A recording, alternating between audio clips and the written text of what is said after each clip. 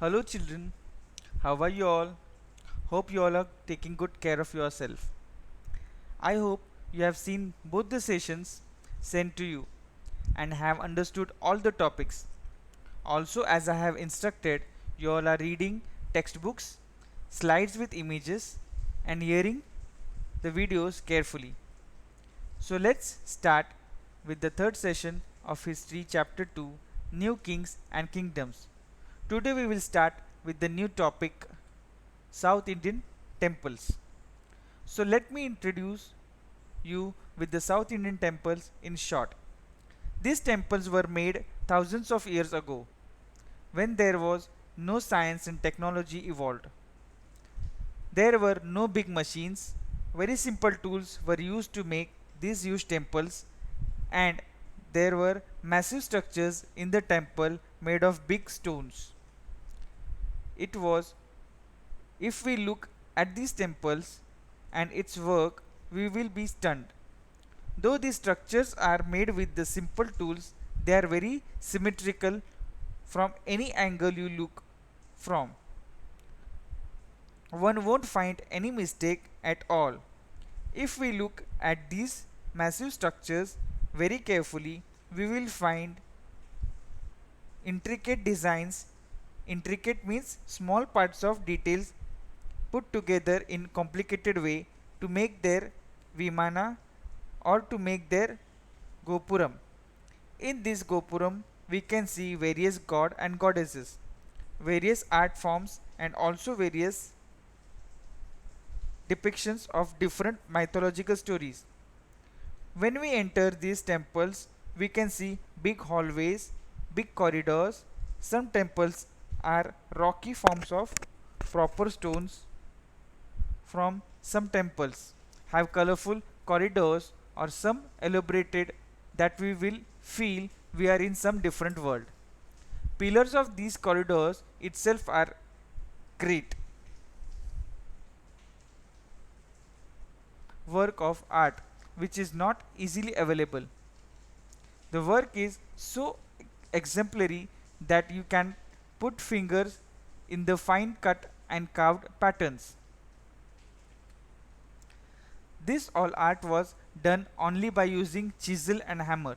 A beautiful art by cutting stone can refer the next slide for images. Apart from pillar, we can see various eye-catchy statues which will be made with so much of hard work and must have taken so long time to make them.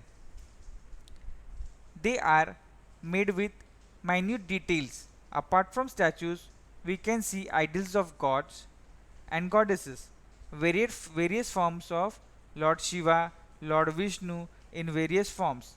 If you look at the ceiling, it also will be different of different types. You will find various exclusive things in these temples like hanging pillar, musical pillar.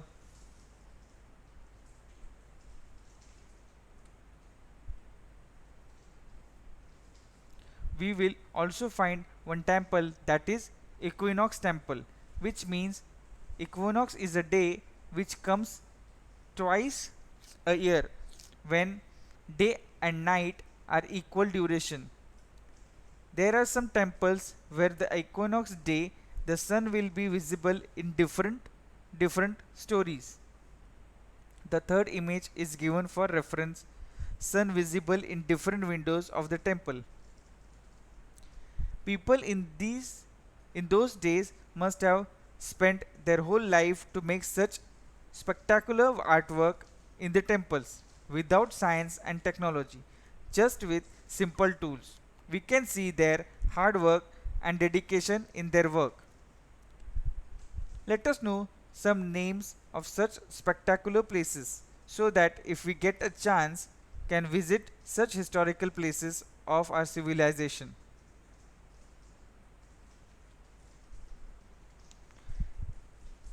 It's an heritage of our Indian civilization. Names are as follows: Padmanabhaswamy Temple.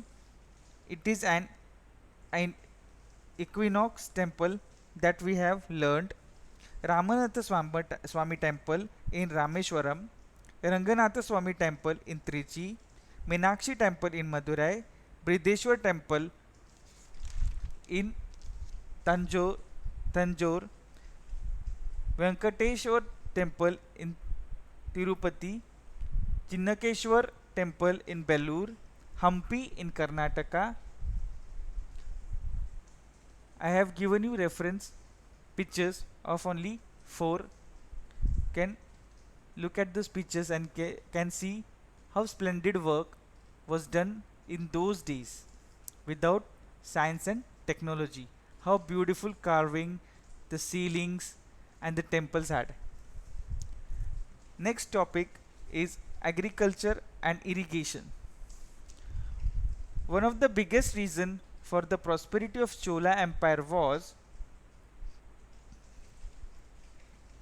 they did new development in agriculture. The branches and the channels of Kaveri river makes this area fertile and also provides water for agriculture. It was from the 5th to 6th century that Tamil Nadu was opened up for large scale cultivation. In Chola Empire had branches and canals of Kaveri river, so those areas were very fertile and provided sufficient water for agriculture. In the 5th and 6th century, there were more forests and few residential or civilization area. The forests were then cleared and more civilization came up and more people for agriculture was more place for agriculture was available.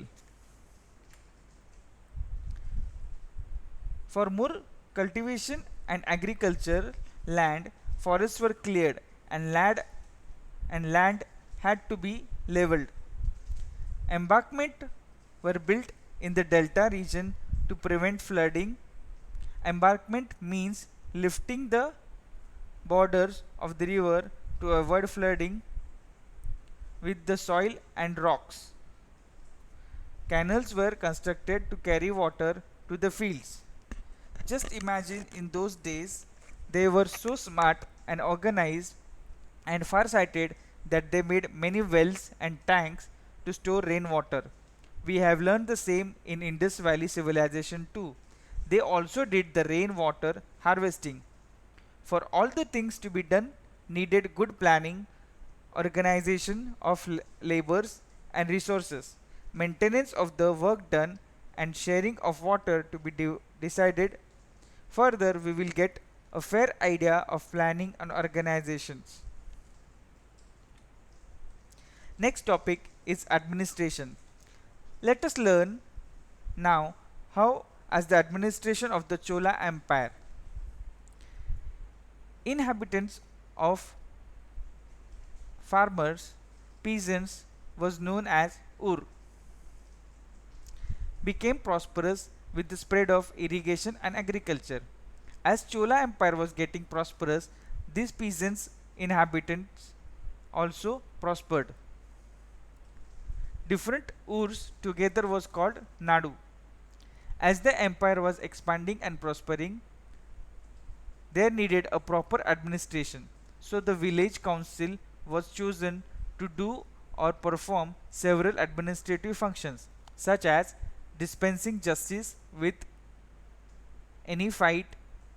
If any fight between someone, this village council would resolve it, and also collecting taxes was done by Nadu or village council. There was a caste called Velala, who were rich peasants or can say farmers, had a good control over the affairs of the affair or the work done by Nadu. As Velala farmers who were rich and prosperous came under direct supervision of central Chola government, so they themselves also had some powers. We already have learned that the powers were shared between different people by the king to run the empire as the kingdom or the kingdom smoothly. As we have learned, kings used to grant big lands to Brahmins, also called Brahmadeya. Due to such grants, many big Brahmins settled in Kaveri Delta. To look after big land administration, they appointed an assembly or sabha in which some prominent Brahmin landlord were the members, who will decide how the work of Brahma Deya will be carried or done. Till now, we have learned peasant council or farmer councils called village council, then Velala caste, then Brahmadeya and their members, Brahman's landlord. The power was also shared with association of traders known as Nagarams, who also occasionally performed administrative functions. Every work like irrigation, gardens, temples had sabha, and these sabhas had separate committee. In this committee there were different people like some Brahmins, some traders to decide different work to be done. As there were separate committees, this the eligible member was selected by writing name on the interest of the interested person on a palm leaf and put it in an earthen pot. Around 30 such leaves were put in the pot, and a young boy was asked to take out the palm leaf with the interested person's name for each committee. So the person name on the leaf would become member of that committee. It was more or less like a lottery system. Now we will learn elsewhere section, in which we will learn about China under the Tang dynasty. Till now we have learned about different dynasties and empires from 7th to 12th century in Indian civilization. Now let's learn about what was happening in the outside world. From 7th century to 10th century, China also had a big empire under Tang dynasty. Its capital was Xi'an. Xi'an was one of the largest cities in the world. People from different civilization and culture traveled and visited in Xi'an, like Turks, Iranians, Indians, Japanese and Korean. We are learning about the Tang dynasty because it had a unique process or specialty of selecting administrator by an involved bureaucracy, which meant there would be a proper examination which will be open for all in the country. If he passes the exam, he will be into administration of empire. It is very impressive to know that the developed such as system in the 7th century in China, whereas in the same period in India, administration was chosen on the basis of caste and family, not the capability. Here we end with the second chapter, and I hope you all are clear with the topic. You have understood all the topics of all three sessions. We'll soon send you session 4 with question and answer. Till then, bye and take care.